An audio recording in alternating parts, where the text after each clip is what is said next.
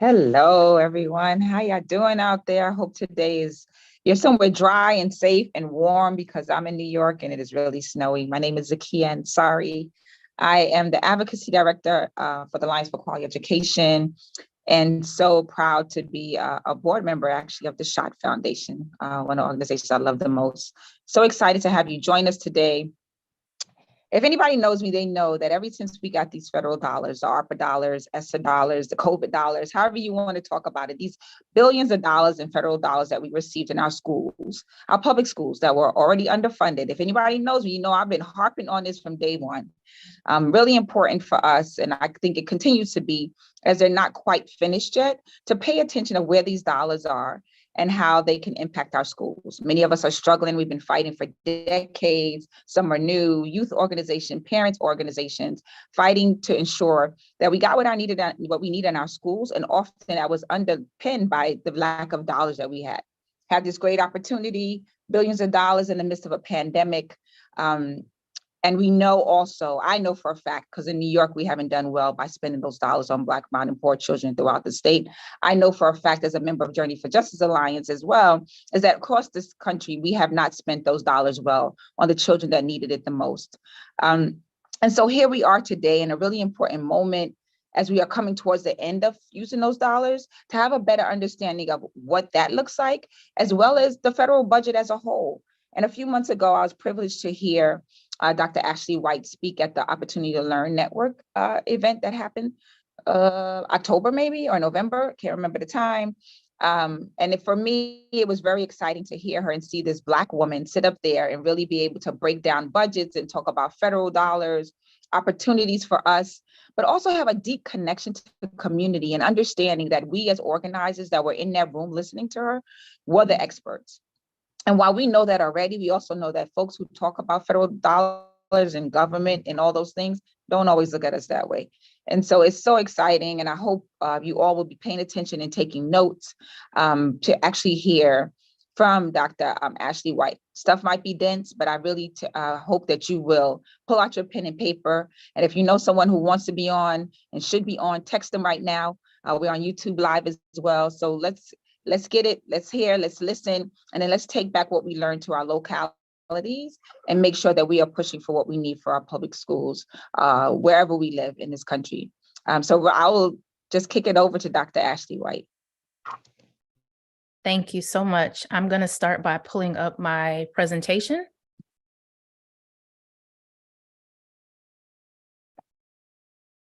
Okay. Can everyone see that?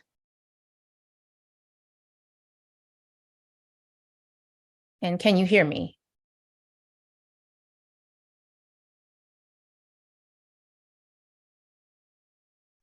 I think we can hear you, but I don't know if we can see it. I can't see it. Can you see it, Michael? Okay, hold on.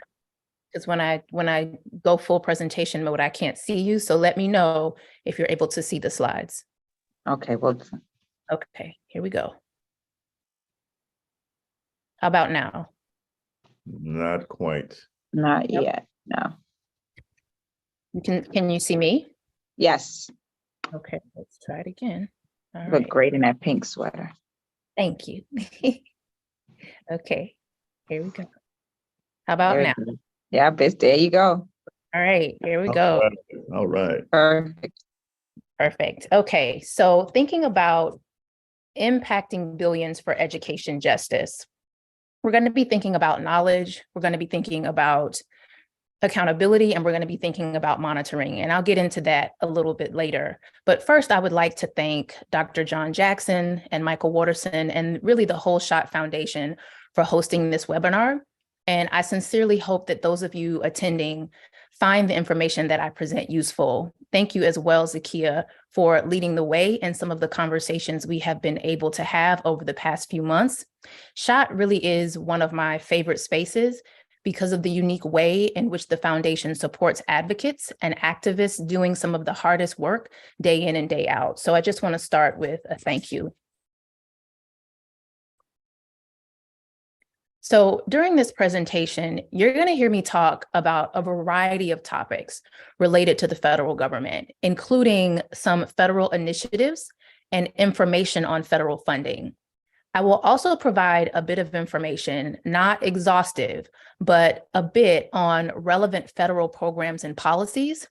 I think it's really helpful to know that I may weave in some information as well on current educational issues. I know that this presentation is not about issues in education, but much, if not all, of our education policy and funding, it really exists, unfortunately, because of the problems that we have in education, all of which really impact our most marginalized communities. And in addition to that, I'm going to hopefully have time to share some brief top-line items about topics specifically requested by OTL and Schott folks.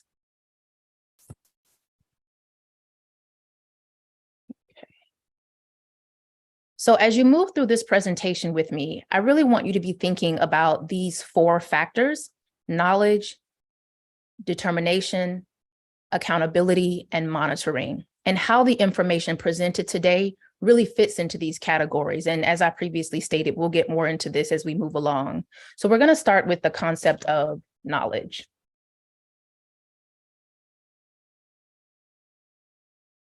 And speaking of knowledge, one thing that the Schott folks were very interested in was the White House Initiative on Equity and Excellence. This is a really, really interesting initiative that was started by President Obama. President Barack Obama created this White House Initiative on Educational Excellence for African Americans, really to improve educational outcomes for African American people in this country of all ages, and hopefully to help ensure that African Americans receive an education that properly prepares them for the future.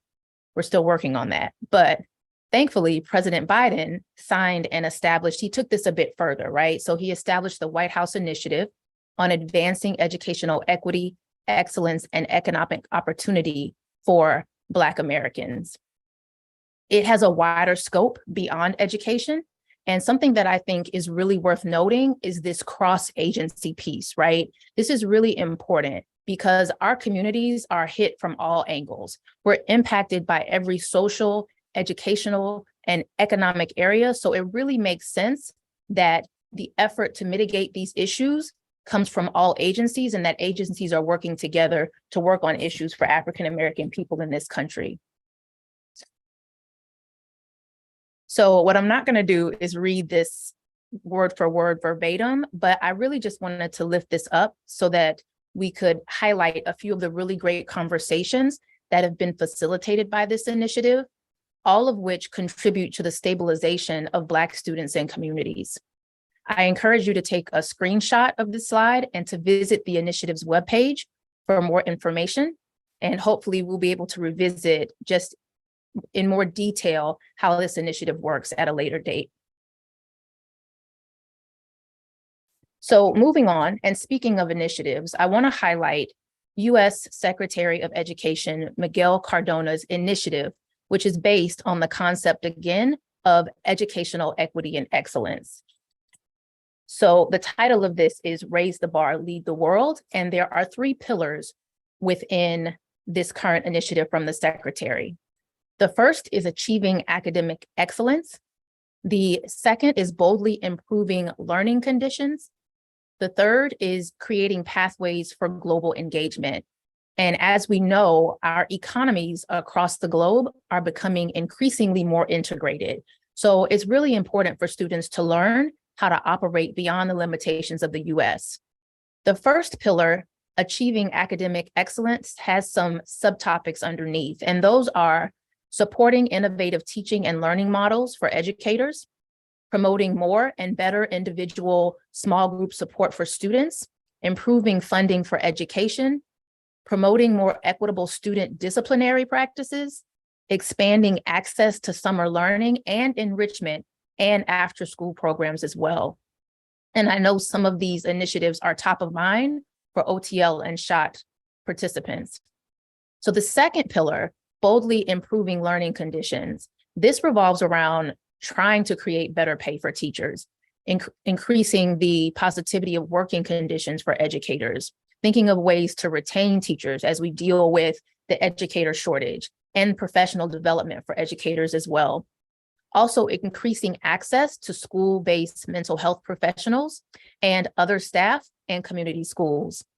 Now, this final piece, the creating pathways for global engagement, includes the scaling up of career and college readiness, as well as more and better opportunities for our students to become bi and multilingual. We are practically the only quote unquote first world country that doesn't practice bilingual education as a staple. And so that's a huge concern for the secretary.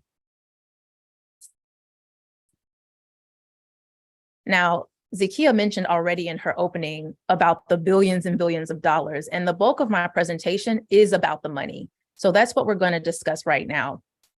Moving on to federal funding, I received questions about this particular issue.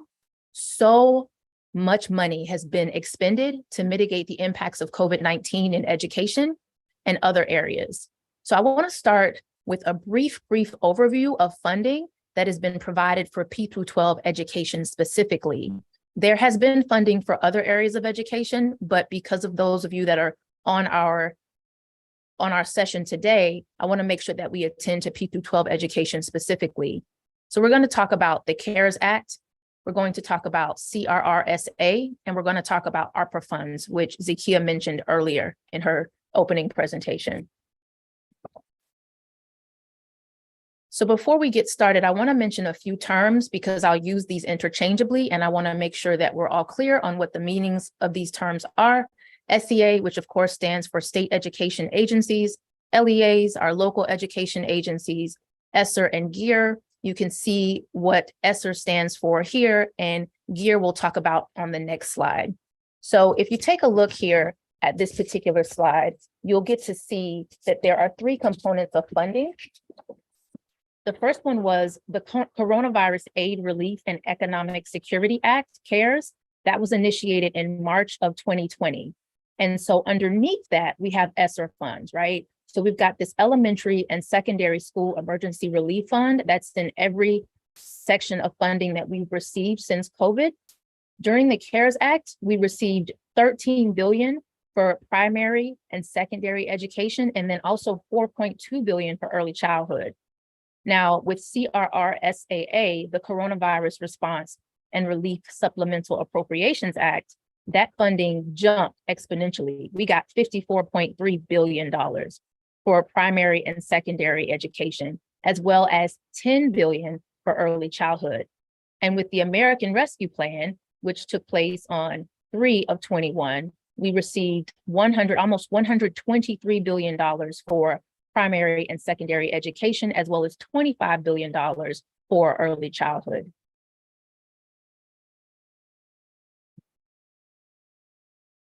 Now, in terms of GEAR funding, which stands for the Governor's Emergency Education Relief Fund, in our first package, we received $3 billion, and then that jumped to 4.1. We didn't get any money for GEAR with the American Rescue Plan, so that's why we have that big X there. And we'll talk a little bit about what some of the differences are between ESSER and GEAR funding in a few slides as we progress. So I was also asked, when is this funding done? When does it expire? When do we have to use it, right? And so one note that I want to make is that obligating funds is a key piece of this conversation. And that means to commit funds to an activity in accordance with programmatic requirements for a grant appropriation. So in other words, an SEA gets this pot of money. They have to decide what they're going to do with it and make that known by a specific date. So for the first pot of funding, that was 9/30/22. We're done with that, right? So whatever your state education agency did or your local education agency did with that funding, that should already be out and public facing because that deadline has already passed. The last date to obligate funds, again, for ESSER and GEAR 1 was 9/30/22. For the second set of funding, we're looking at 9/30/23. So that's this year, right? So we're still in that phase. But then for ARPA funds, we're not due until 9/30/24 in terms of the deadline, in terms of obligating funding. So we have quite a while in terms of advocacy and ways to kind of lean in terms of what your SEAs and LEAs are doing with these funds. So if participants want to know more about how these funds were spent or perhaps will be spent in their states and local areas, we're going to provide some links at the about midway in this presentation that hopefully we'll be able to send out to you so that you can find out that particular information for your state and for your local area. So again, this just reiterates those dates. I want to make a note, and I think this is really important for us to know, is that when a state education agency, a local education agency obligates funds, that project can continue beyond the date. It can continue beyond September, for example. It's just that the funds have to be obligated by the dates above. So if they obligate it for an after-school enrichment program, that doesn't mean that the LEA or SEA has to be done by September 30th of 23 or 24. They just have to have allocated the funds for that specific purpose by those dates. And I think that's a big difference and something for us to take note of. Again, I think this is a good opportunity for a screenshot. We don't have an opportunity, we don't have the time to discuss every single piece of this, but it's important to know exactly what these funds can be spent on. So if you're thinking to yourself, well, what exactly should my state education agency, what should my local education agency be spending money on? This is it, right? This is a good way to also think about goal alignment as advocates, questioning, did your SEA, did your LEA use the funds in the way that you have been advocating for? Have they been listening to you, right? So as you look up these plans and dig a little bit deeper, you'll be able to find out how the funds were spent and determine if that aligns with the work that you're doing and that your organizations are doing as advocates. So I just want to say that, well, I'll get to that, but this is also a really important slide because there are some new provisions in our final set of ESSER funding, and I think that's important to take note of as well. So these provisions are really put in place as we think about the fact that currently ARPA ESSER funds are a little bit different in terms of provisions because of where we are in the stream of COVID, right? So that's why we have these 4 specific pinpoints that have been added to the provisions and the requirements within this third pot of funding. The first of those is a safe return to in-person instruction and continuity of services. That really makes a lot of sense, given that we've moved in completely just about back into brick and mortar schooling, right? And so you're thinking about how we're going to spend these monies to make sure that students are returning back to school in person in a cohesive kind of way. Also, the reservation to address the academic impact of lost instructional time. So when state education agencies are receiving these funds, they have to spend at least 20% of those funds on this particular topic, on this particular area of concern. Now, the next 2 are really important, I think. And the first one, and let me be clear, this is not a term I like, high poverty schools. I prefer terms such as opportunity-rich schools or really naming the thing, right? Naming the problem. So thinking about schools that are impacted by economic racism, but this is how it is termed in the ESSER provisions in the frequently asked question document. And so that's why that's listed here. But maintenance of equity is really important because what it basically says is that if an LEA is receiving ARPA funds, they cannot, absolutely cannot, in 2022 or 2023, reduce per pupil spending for students in high poverty schools. That's really important to know. They cannot reduce that funding. In essence, they're required to maintain that level of what I like to think of as fiscal equity. If an LEA receives funding, also on this 4th bullet point, they have to submit a plan to the state. So now, not only are you able to find out specifically how your state spent that money, but also your local education agencies, because they too have been required to submit a plan to the state.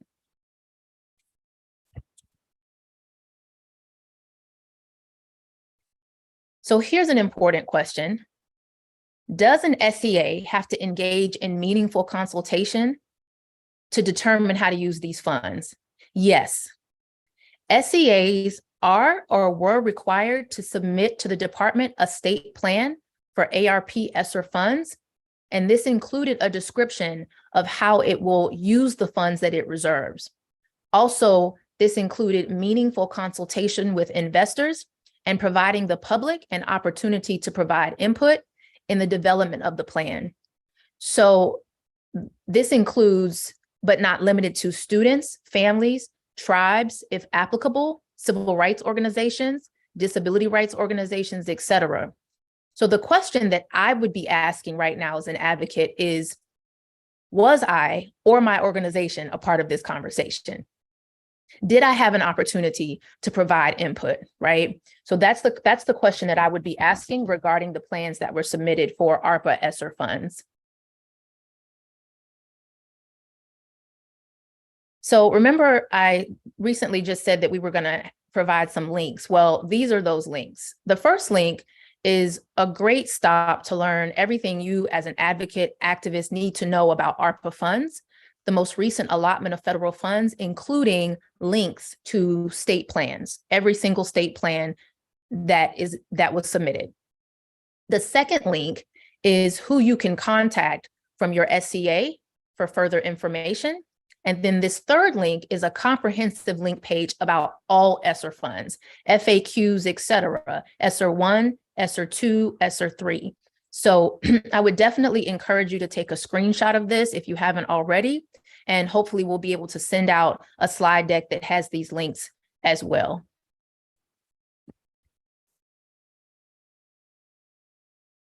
And also, I just want to mention quickly the distinction between GEAR funds and ESSER funds. So GEAR funds could be allocated for local education agencies, but also institutions of higher education, so your colleges and universities. With GEAR funds, the governor had the opportunity to choose how he wanted to award this funding, which is different from ESSER. LEAs could use these funds for the same purposes as ESSER. So if the governor of your state decided that he was going to allocate some of these funds to LEAs, they could use it just like they use ESSER funds for any of those provisions. And they could use it in combination with ESSER and other funds as well. So if there's another pot of federal funding, they don't have to choose which funding they're going to use for a specific initiative, but they can use both funds at the same time.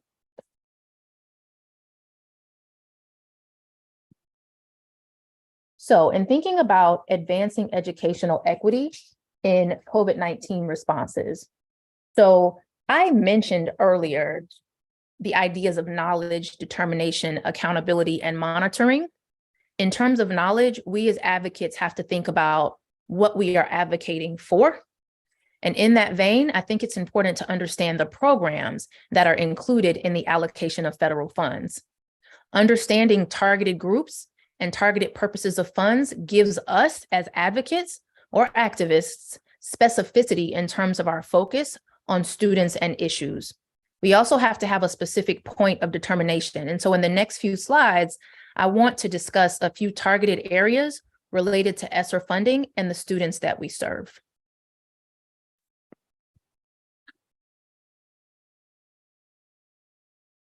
So in discussing the notion of supporting students by making up for their lost instructional time, as an advocate, there are so many considerations when evaluating the effectiveness of, for example, a summer learning enrichment program. Some of these enrichment programs funded through ESSER should include essential components for effectiveness, specifically for our student groups. This would include, but not be limited to, for example, culturally responsive practices within enrichment programs, educators that hopefully resemble the students that are being served in these programs, ensuring that educators are delivering enrichment and are prepared to instruct our students beyond core curriculum. In other words, are they getting something new out of these enrichment programs? These are all considerations when we build our knowledge as advocates and determine use of funding, and also determine if the use of funds is effective. So this is a good photo option too, because these are listed suggestions from the Department of Ed related to ESSER FAQs about how schools can support students in regaining lost instructional time. These methods, again, were suggested by the Department of Education. Certainly, these are not the only ways, but these are some of the top line items in terms of how we can support students in terms of lost instructional time. Now, this isn't necessarily a new consideration when we think about supporting students' social, emotional, mental health, and academic needs. But what we do know is that COVID has certainly highlighted the social, emotional, and mental turmoil that students, and for that matter, educators, parents, community members, other educational investors are dealing with, right? This is the realness of this is there are no words to describe it. So many of us are or have struggled with these issues, and ESSER has written this consideration into the plan of funding. Now, this presentation, of course, is not about what I'm about to mention, but I would be remiss if I didn't. As I stated at the onset, there are some very integral issues taking place in our education system today that really make these issues and their inclusion in ESSER all the more significant. As we know, inclusive education is under attack in education and public education specifically. Educators from primary grades all the way through college are experiencing levels of restriction in instruction and curriculum in a reinvigorated way. So in terms of determination and accountability, it's going to be interesting to observe how SEAs, state education agencies, LEAs, local education agencies, how they combat any state mandates that make inclusive instruction difficult, and that may make the carrying out of some of the ESSER programmatic suggestions possible. But again, that's a conversation for another presentation, this conversation around censorship and anti-Blackness in education. But it is a very real issue, and it does impact funding to a degree. Again, this is a good slide because it ties into our conversation about how we can support students in a holistic way, especially attending to their academic needs.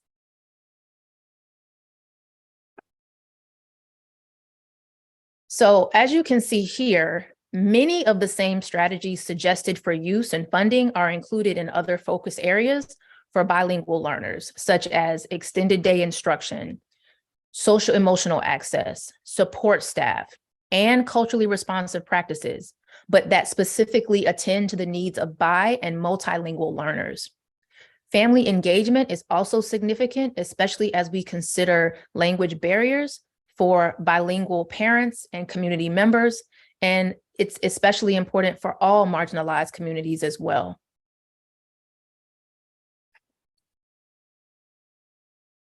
So finally, last but not least, I want to discuss the needs of children who are served under IDEA, the Individuals with Disability Education Act. The same is true, everything that we have been discussing, the same is true when assessing the knowledge and determination of instructional and support needs for our students, our youth, and our children with disabilities. ESSER points to the need to address lost instructional time and loss of skills for children with disabilities. It also focuses on child find for students who may be in need of services and perhaps were missed during the pandemic. Also ensuring that providers address the backlogged needs of students who may be in need of updated individual education programs, IEPs, post-COVID.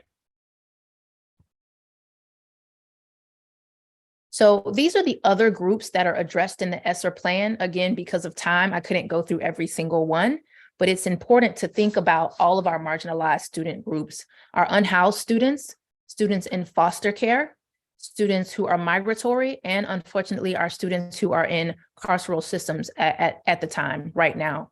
So I definitely have more slides on all of these student groups, but I couldn't include them all because of timing. And perhaps if we're able to send out a slide deck, we can add some of those so that you get a more robust presentation of these student groups that are served under current ESSER funds. So now, back to the money. There is much more in the Omnibus package, but I wanted to uplift some programs that relate to work of advocates within Schott specifically. The Omnibus is the budget that was passed for 2023, and that's what these numbers reflect.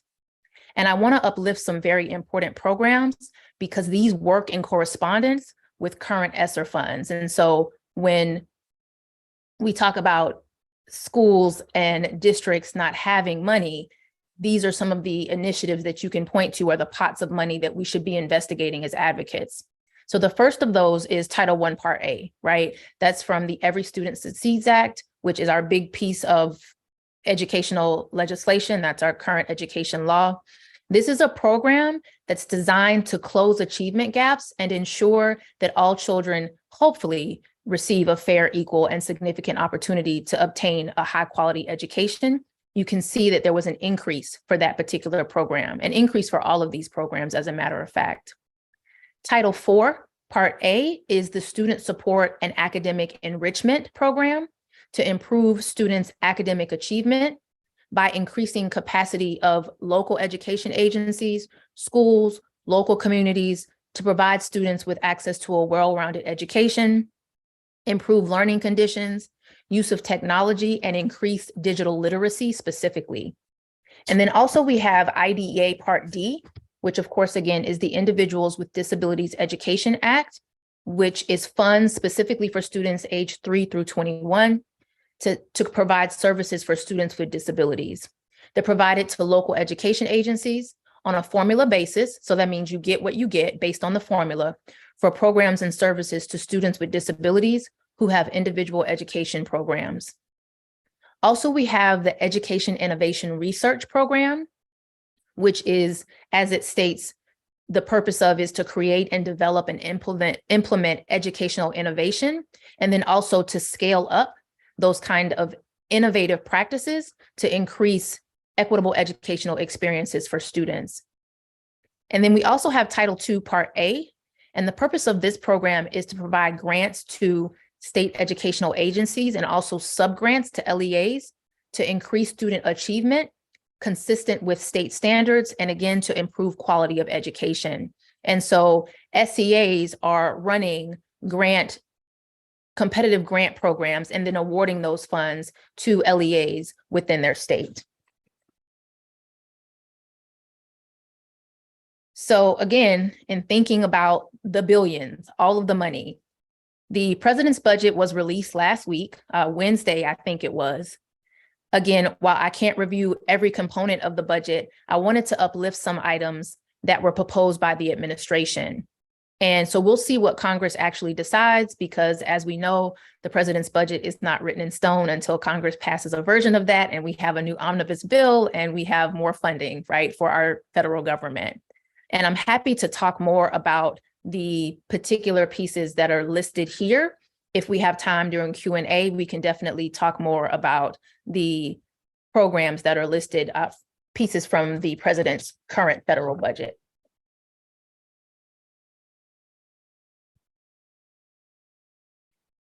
So speaking of programs, this is something I've been thinking about a lot, so I had to include it. I think it's really that intersection of funding and equity and doing what's right for our children. On June 25th, 2022, President Biden signed into law the Bipartisan Safer Communities Act. Now, this legislation is meant to expand mental health provisions and services for states and districts, and to enhance initiatives that will create more inclusive environments, more positive school environments, safer school environments. And it includes $1 billion through Title IV, Part A of the Elementary and Secondary Education Act. Again, our big piece of federal law around education. And it's meant to, that $1 billion is meant to competitively award grants, subgrants to high need LEAs to quote unquote, establish healthier learning environments for students, to prevent acts of bullying, violence, and hate that impact our school communities. And the department has designated this component of the Bipartisan Safer Communities Act as the Stronger Connections Grant Program. Now, the list on this slide includes focus areas for SEAs in terms of funding use. I would ask you at this point to be thinking about which of these you think your students in your communities need the most. Again, now that you have this knowledge, there is room to determine what is the best use of funding for your children and communities, and to hold your areas accountable to the way in which they are using these federal funds in states. And so speaking of use, one of the reasons I wanted to highlight this is because there are 3 allowances in this legislation program that if SEAs, LEAs decide to use funding in this way, it is going to harm marginalized student groups. It is problematic. And I'm taking this opportunity to call that out. There are 3, and you can see them at the bottom, and they're bolded. That's monies for school-based police officers, law enforcement, or school resource officers, SROs, funding for surveillance cameras, metal detectors, and other physical or infrastructure-related security equipment, and the implementation of threat assessment systems or teams. Again, we can have another conversation about that, but I wanted to really illustrate the work that you do is so very, very important, because if you're thinking about how this money is being used as it relates to funding, you need to find out if your SEAs and LEAs are using funding for these practices in particular, because if they are, I can't really say that they are serving as good stewards of the money for our most marginalized student groups, knowing what we know about Black and Brown students and students with disabilities and their interaction with law enforcement in schools, what we know about surveillance on Black and Brown communities, and what we know about threat assessments and other issues in terms of surveillance. So these are just some other initiatives. Again, these are links. Hopefully we'll get an opportunity to send these out. But I want to highlight the second link, which is the U.S. Department of Education announces partnership with the Carnegie Corporation of New York. And I think this is a series of listening sessions. And so if you have an opportunity, I would encourage you to check out this link and find out if you can sign up to be a part of these listening sessions. As advocates, it's vitally important that you have the opportunity to engage with the federal government. And these are some of the ways that you can do that in real time. So as we round out this presentation, I want to talk a little bit about activism and advocacy.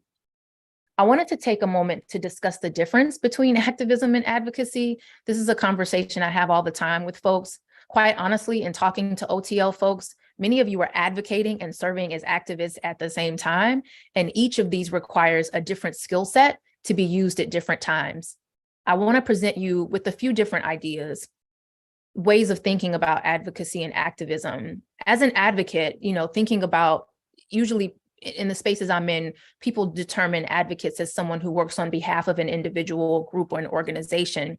And an activist is someone who works to spur broader social or political change, but is often working on behalf of and within their community. And so, again, in talking to OTL folks, I have run across advocates who are actually living in the very communities that they serve, which demonstrates its great intersectionality between advocacy and activism. It's really a beautiful thing. Oftentimes, activists are referred to as people who, strongly believe in this political social change, take part in activities such as public protests, and try to make things happen in that way. Some would say that advocacy is presented as a more refined practice as opposed to activism. However, when I think about activism, I can't help but reflect on the civil rights movement. And I have to disagree with that, right? There is a strategy to activism, there's a strategy to advocacy, and there's a space in place for both of those. Some people classify advocates as those who publicly support or suggest an idea, development, or a way of doing something, as opposed to activists who may have a different methodology for moving social change. But again, I think there's space for activists in this definition as well. And there's this intersectionality that really works and sometimes creates the best outcome for our students. In terms of differences, advocates and activists vary sometimes in the way that they move towards change. An advocate can be understood as one who listens, sometimes with a specialized skill set. Again, where activists sometimes are more forward-facing. But as it pertains to advocacy, there are certain activities that really align with strategic advocacy. And as it relates to this element of federal funding, and I just wanted to lift that up, that's using knowledge of federal and state funding to advocate with your local, state, and federal representatives. That's leveraging your experiences and knowledge in educator investor meetings at all levels. And that's developing briefs that state your position on funding and programmatic choices. So to reiterate, when we talk about impacting billions for education justice, we've got to know not only the issues, but the ways in which our federal, state, and local governments are understanding these issues and how they are using funding to make education better for our kids. We also have to determine what our issue is, and specific to funding amounts, how monies are being allocated and spent, what is our issue, and is it an issue that our SEA or LEA is paying attention to, and what funds are available in our spaces. If we, as an advocate, focus on an issue wherein no money is being spent or allocated towards that issue, well, then that's another piece of our work right there. We also have to think about accountability. We have to hold our education agencies accountable for their spending. And finally, we have to monitor not so much the spending, because our SEAs are obligated to report and adhere to their program of funding. But I'm talking about the monitoring of outcomes for students. Did the spending actually work, right? That's the question I'm asking. And if it didn't, are we as advocates communicating with our SEAs and LEAs to regroup, replan, and respend? So I want to stop here and say that the know, the determination, the accountability, and the monitoring are ways that advocates can work to influence federal and state monies, the ways that those monies are spent. Another key piece, though, is staying ahead of what's coming down the pipeline so that you are getting the information in real time to elevate your advocacy, so that we as advocates stay ahead of the funding and are not having this conversation once the funding has already been allocated and spent. So I just wanted to throw in this slide. If anyone is thinking about federal grant funding as a nonprofit, definitely check out this link if you get a chance.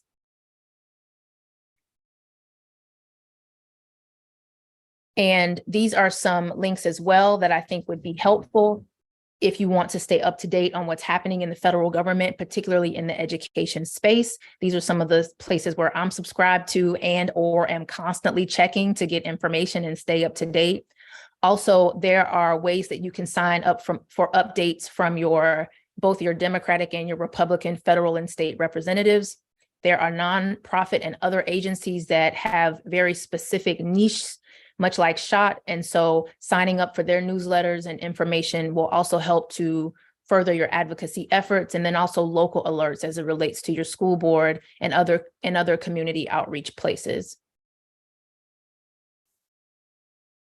So again, these are the links. I'm just throwing this in there again. If you didn't get a chance to take a screenshot as it relates to ESSER funding, these are great links to get more information, to find out what your state plan is for ARPA funding, and then hopefully to navigate your way into finding out what your plans are for your LEAs as it relates to ESSER funds through ARPA as well. So I don't know if I have time, because I can't see the time, but I want to click on this link because I think it'll be helpful for you to see exactly how some of these links work. Okay. So I'm going to share the first link.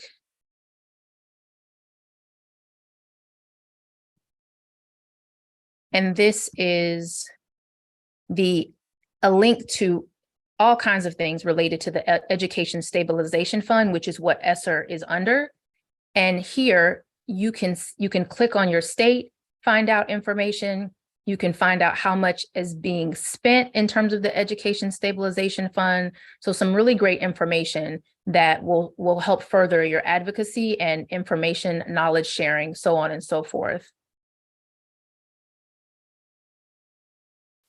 And I think for the sake of time, this was just an example from my own state, but we'll skip it for now. And I just want to say thank you. Again, I'm just really appreciative to have this opportunity to share this information. And I hope that it was helpful, and I'm looking forward to Q&A.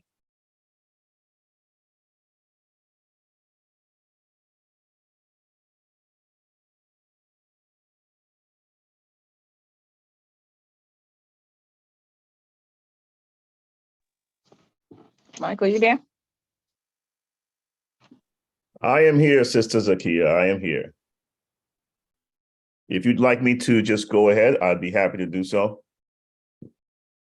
Okay. All right. Well. First of all, let me just say to you, Dr. White, thank you so very much for being with us. Every time I have an opportunity to speak with you, you always absolutely speak truth to power, and you always do so in such a clear and accessible way. I appreciate that about you, and I appreciate your willingness to join us here and be in community, because there is so much for us to do. So thank you.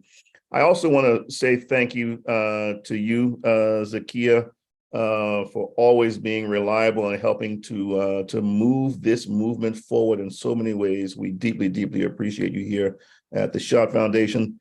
And to all of you activist advocates who have joined us this afternoon, thank you very much for being with us. I don't want to stand in the way. I'd like us to very quickly move into a dialogue. I think Dr. White has provided so much rich material for us to discuss. And so I just want to kind of kick the ball off with a couple of very brief questions. One occurred to me towards the tail end of your presentation, Dr. White, and I'd really like to get your thoughts on this. Given that we all know that the House of Representatives, recently changed hands, so to speak, during the last elections, I'm just wondering whether or not you think this change is going to have a significant impact, one way or the other, on education funding going forward and education policies in general. Well, this is just my opinion. I don't think we're going to pass much in Congress. I'll say that. I don't think much is going to be moving to the president's desk during the 118th. But what I can say is that thank goodness for our federal education law, the Every Student Succeeds Act, because there are some provisions that are, for the time being, mandatory, right? And so our Title I provisions, so on and so forth. Now we can have a conversation about if Congress decides to, there, always talks around removing Title I funding, et cetera, et cetera. But for now, those are pretty much staples. Right. And so I am hopeful that even if we don't get the kind of budget increases that we're hoping for through the president's budget, that we'll at least be able to maintain the funding that we have now. Thank you. Okay, so let's bring it a little closer to home. I want to ask you about this notion of evidence-based requirements. Well, first, if you could say a little bit about what that means, but I specifically want to ask you about how community-based organizations, how grassroots leaders at the local level can get involved in such a way that we can use evidence-based requirements ultimately to the advantage of our communities and the issues we advocate about. That's a really great question. To be honest, and this is me putting on my researcher hat, right? Thinking about evidence-based practices and researching evidence-based practices. Unfortunately, historically, and we all know this, many of our evidence-based practices have been normed on white populations. And so that can be problematic when we think about how those evidence-based practices work for diverse communities of all kinds, right? What I will say is that we're no longer living in an academic age where researchers are not aware of that. And so we have a lot of burgeoning and foundational research that works to mitigate and restructure current evidence-based practices, to reinvent evidence-based practices so that what we're using in schools is good for diverse communities. It's much like the conversation we have when we speak of culturally responsive practices, right? Mm-hmm. Tailoring what works for students. And so one of the great things I like about ESSER and a lot of what Secretary Cardona pushes forward is that he's very well aware of this, right? Himself as a bilingual learner, as a Latino male, thinking about diverse student groups. And so you'll see that there's a lot of that language written in, to the degree that the department can. There's a lot of language written in that attends to the needs of diverse learners within this larger body of evidence-based practices. So what I will say is that when advocates are thinking about what are the evidence-based practices, right? That's another space to lean in and pushing schools and districts to move beyond what is normally used, right? Or to think deeper about how they can support diverse students, to dig further about evidence-based practices that they can use that will work for diverse learners, because they do exist and they are out there. So I want to stick with this just for a moment longer, and ask you about this meaningful consultation notion. Can you say a little bit about what that actually means and how that might be used also to our advantage as activist advocates?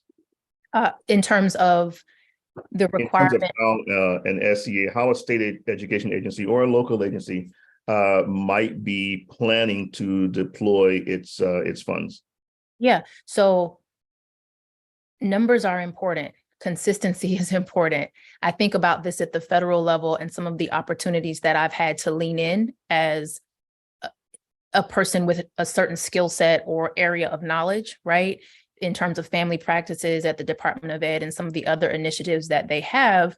And so that's a really good point of leverage because it's required, right? The one thing I will say is that advocates that are thinking, if they're thinking, oh, I was a part of that conversation, or, oh, I wasn't, I would be automatically headed to that second link on that link page to find out who they need to call to make sure that they're a part of that conversation. And not only that they're a part of the conversation one time, but that they're a part of the conversation every single time beyond this COVID-19 funding conversation, right? But it's definitely a point of leverage, because you'll find that that's often investor engagement is often a component of grant funding. And so advocates can lean in there and make sure that they're a part of the conversation and not only provide knowledge, but that's a great space and place to ask questions. So when you're talking about evidence-based practices, right, that's a great space and place to not only advocate in terms of specific funding, but to dig a little bit deeper and ask individuals that are responsible for determining the use, how are you going to use this? Have you investigated this? Can you tell me more about how you're going to serve diverse learners, right? To really pop out those statistics about your communities, right? This is the space where you can really do that and give them something to think about. Okay. Could you say a little bit about, you kind of alluded to this earlier on in your presentation, but a little bit about how, for example, I, as a local leader of a grassroots community-based organization, might actually go about finding out what kind of decisions are being made at my SEA or LEA level. Are there websites? Are there other useful or easy ways that you might suggest that I might be able to access information that would be useful to me and my organization, my community, my neighborhood? I would go to, first of all, your state Department of Education. So Wisconsin DPI, they have so much information, and all of the ways in which they've used the funds is forward facing. All you got to do is Google it. And so if you're in a state and not quite sure where to start, in addition to the links provided, I looked at a few of the state plans when I was putting together this presentation, and that was really, really helpful. But in addition to that, like for me, I live in Wisconsin. Technically, this is my home. So looking at Wisconsin DPI to find out how they've used these funds, and it's outlined by student group. All of the information that you need to know, et cetera, is on their webpage with links, not only to federal information, but also other tables and charts and data and figures and all the things that relate to what's going on educationally in Wisconsin. So I would definitely encourage anyone to go to their state Department of Education. That's a great place to start. Thank you. You know, it seems to me that education funding tends to react sometimes very harshly to crises in general, recessions, certainly the pandemic, and in a lot of ways, crises of this sort sort of lay bare for us where the shortcomings actually may exist. But I also tend to think it presents a real opportunity for us to get things right. Important sort of a historical inflection point right now. And so in my spirit, I believe it's just critically important for us to engage in a very direct and sort of upfront manner right now. I wonder if you might react to that. For me, it's sort of a gut feeling, but I wonder what you think about the reactionary component. Yes. I think, I don't know.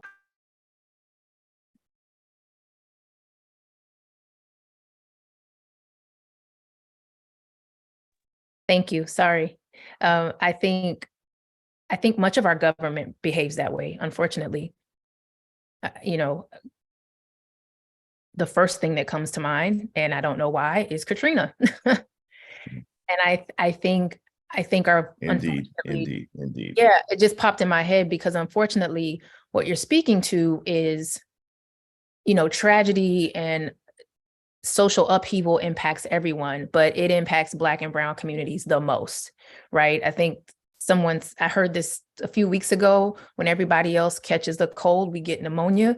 So I think that ties into some of the historical issues in just education, but in the way that our government operates. The sometimes reluctance to use social support services, right? To, you know, eradicate those. I think those are all historical and problematic underpinnings that kind of speak to why we find ourselves, when we have an emergency or a crisis, kind of without, right? And scrambling, you know what I mean? And again, when you think about COVID-19, and I don't have to tell you this, but if you look at the numbers of individuals that died as a result of COVID-19, when you look at the individuals that lost their jobs as a result of COVID-19, I think primarily, I want to say, if I'm not mistaken, well, I won't say that because I'm not sure, but women of color were some of the largest groups to lose employment, right?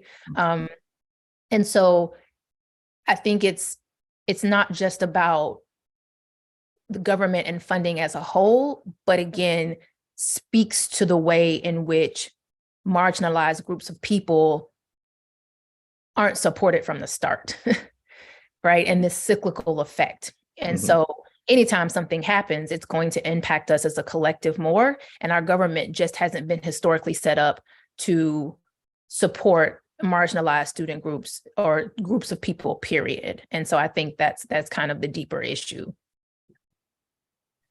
Here. Could you say just a bit about this idea of innovative practices and what you think might be sort of reliably considered an innovative practice eligible for funding under some of these provisions?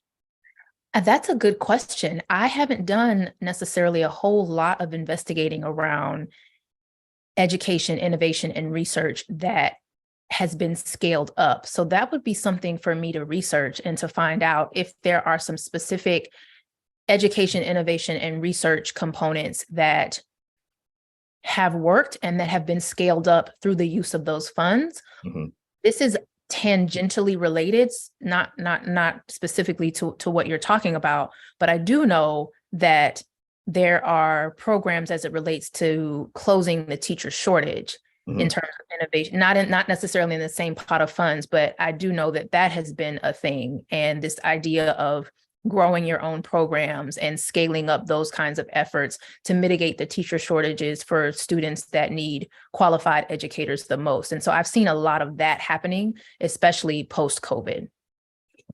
It also seems to me that, and please correct me if I'm wrong, but that there may be room there for LEAs to move in the direction of certain things that ultimately might be antithetical to our preferences, but that they might claim are in fact innovative practices. My mind is drawn to some of your earlier comments around things like metal detectors and surveillance kinds of things, increased spending on school resource officers and the like.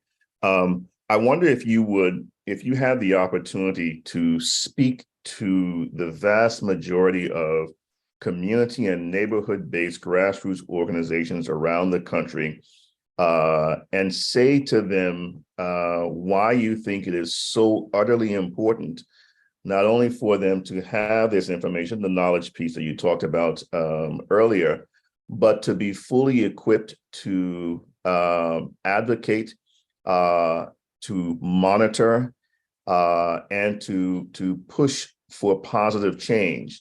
What would you say to those organizations, both about the importance of their role and the importance of taking advantage of their role in the moment? We know our students best. We know our communities best. We know our students best. We know what they need best, right? Let me be clear, I don't think that means without the input of other educational investors. As a teacher of 15 years, I believe in teacher advocacy. I believe in teacher skill. I believe in teacher knowledge, but I also believe that we need to work together, right? And working together does not mean teachers who don't look like our children and advocates who also never look like our children, right? That is not exclusive of other communities. I think it takes all kind, but I think that's one of the reasons we continue to have these problems is because there aren't people that look like us pushing into these spaces. And when I say pushing in, I don't mean necessarily that the onus is on us, because it's hard to push into spaces where they're structurally created to keep you out, right? But I think that would be my cry, is that as a teacher, I need my Black and brown parents, right? I need your input because I alone don't have enough social capital to move change in the way that we need to move it, right? Educators are restricted in ways that, we are bound by requirements within our districts that make it difficult, right? It's hard to be an educator and an advocate like at the same time, right? But parents and community activists and advocates are, you're with your children, right? You know what they need. And oftentimes these people have been in these communities for decades. And so not only do they have an understanding of what's happening to date, but they have a historical understanding that would inform the practices that are needed to create more viable communities. Mm-hmm, mm-hmm.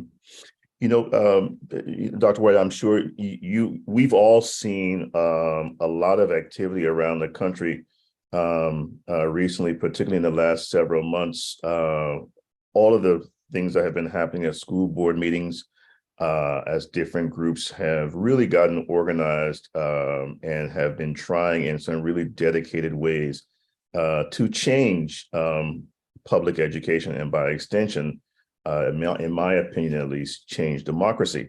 I wonder if you have advice for activists, advocates, and grassroots organizations around how to most effectively engage at the LEA level in the midst of this whirlwind of half-truths and untruths and well-funded meta-truths. Go to your school board meetings. That's number one. And coalition building. I was just talking about this a few weeks ago at a conference, and we were discussing Indiana. And now this wasn't on a local level, but to my point and your point, Indiana was able to put down a bill before it even hit the floor. And that was through a collective of organizations, not just one advocacy group, but I want to say 5, 6, or 7 organizations that were able to put down this piece of legislation in the House so that it wasn't even voted on, right? They were also able to do that in 2022. I think it went to the floor, but they voted it down, et cetera. And so I found that coalition building seems to be one of the linchpins in success, right? Oftentimes, and I forget this, but there are people invested in the same outcome for different reasons, Mhm. but we can all get together to realize the same outcome, right? And so in my head, automatically, I'm thinking about how I vacillate between civil rights and disability spaces, right? And oftentimes, those places historically have been very separated because of racism, specifically as racism in the disability rights movement. So disability and civil rights have been separated. But I say that to say, when we think about students with disabilities, especially increasingly as we move forward, oftentimes organizations are interested in the same things, the same outcomes, just for different reasons or different student groups, but they all fall in the bucket of quote unquote marginalized student groups. And so thinking about that, what education organizations can you leverage? Excuse me. What education organizations can you leverage? What disability organizations can you leverage? What civil rights organizations or units can you leverage while you're working towards the same goal? Okay. Thank you.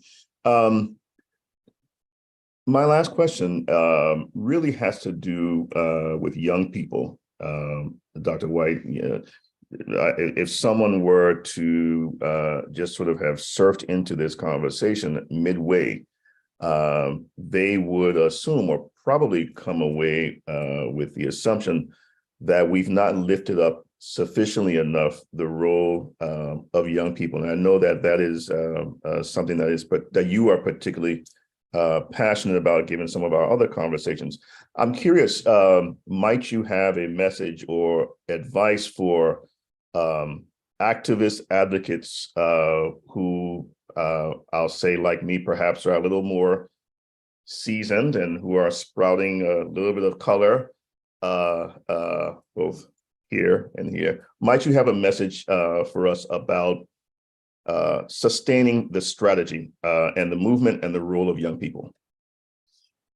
Yeah, so I'm thinking back to, this happened in Alabama, I think it was, if I'm not mistaken, sometime in February. A group of students walked out because they were told to scale down or tamper down their Black History program.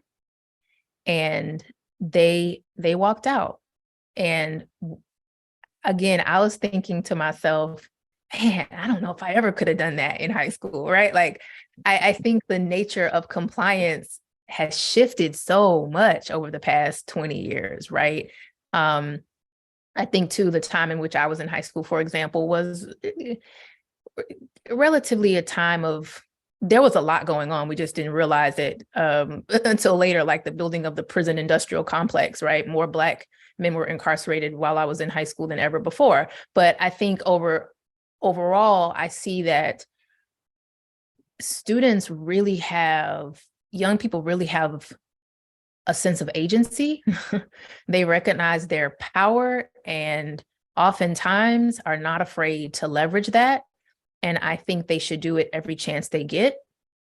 As you know, I also work for the NAACP, and I get to witness this activating of youth on a regular basis, right? Most recently when the Supreme Court was evaluating the decision around Biden's student forgiveness, right? And so the number of youth that came from all over the country and the way that was organized by our youth advocates within the association.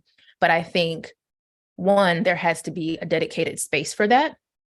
So as we think about associations and building and capitalizing on what youth can do, and to your point, being able to sustain, right? Once we are sitting down somewhere and maybe just taking a break, I think there's got to be an infrastructure for that, right? It has to be very, very intentional. And so really interested in thinking about organizations and the ways that they might be attempting to add that on to the work that they do, a component that is specifically for advocacy, specifically for youth advocacy, right? I think it requires intentionality. And to the point of our conversation today, it requires funding, right? There's a whole pot of money devoted to reeling in youth and also giving them, one of the great things about the association is that it gives them a channel through which to advocate, right? And so it gives them a collective. So creating a space for them to have a collective and to be able to use their experiences,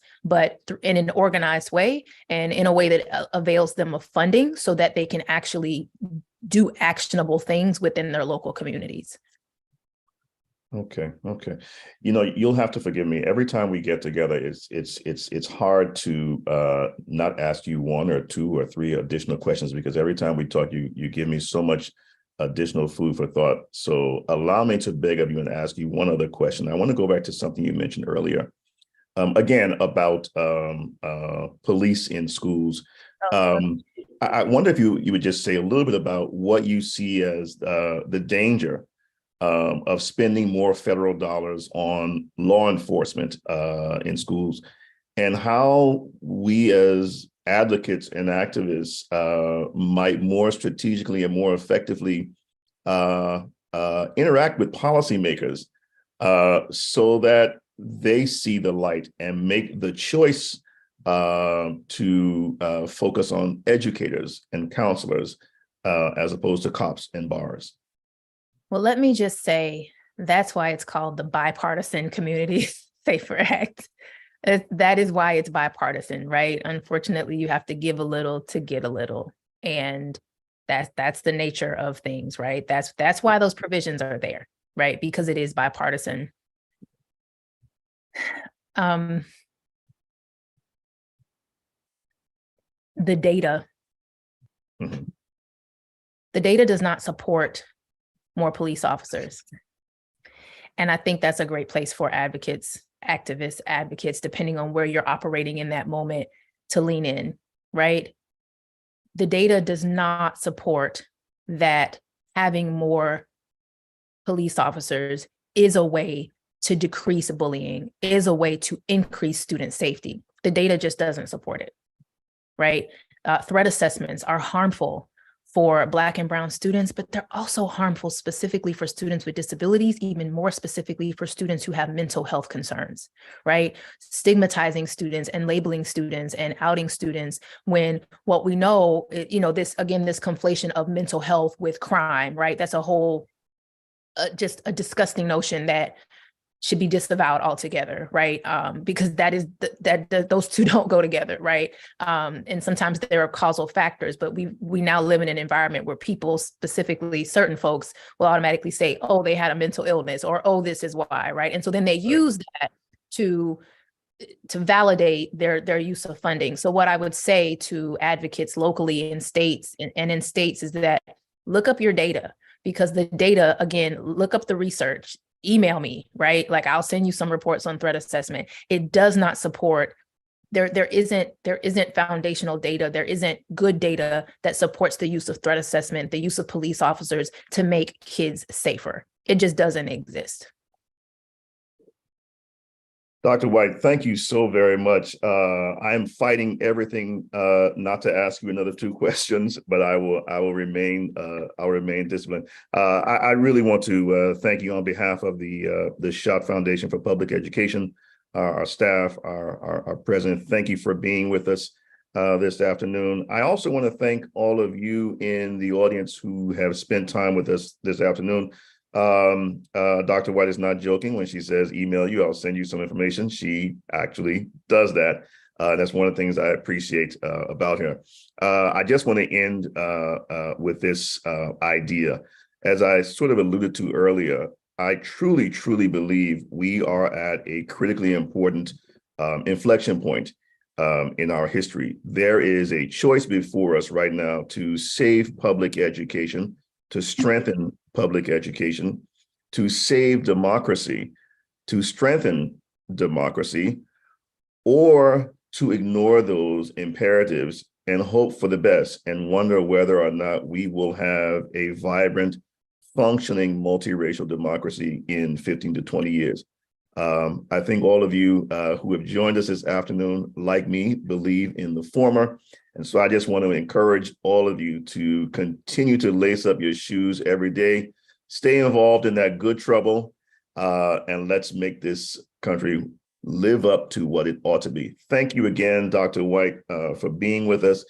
Thank you to all of you.